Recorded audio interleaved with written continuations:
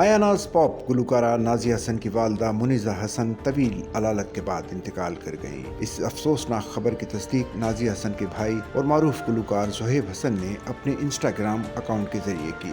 ज़ोहेब हसन ने अपनी पोस्ट में वालदा के साथ अपनी नाजिया हसन की और वालदा की तस्वीर शेयर करते हुए लिखा कि उनकी वालदा, उनकी मोहब्बत और उनकी रहनुमा इस दुनिया से रुखसत हो गईं।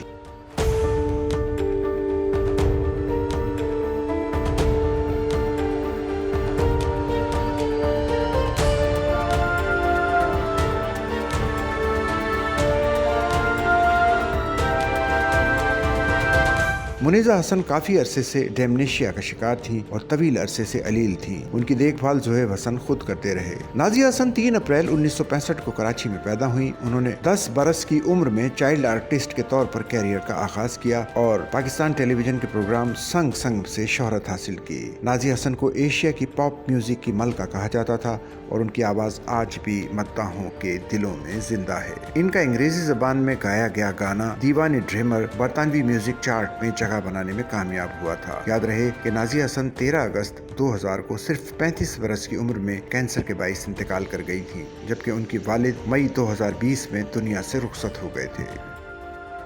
सचल न्यूज़ नेटवर्क की वीडियोस में खुशामदीद। नाजरीन, वीडियो से मुतालिक अपनी कीमती राय का इजहार कमेंट बॉक्स में ज़रूर करें और चैनल को सब्सक्राइब करें।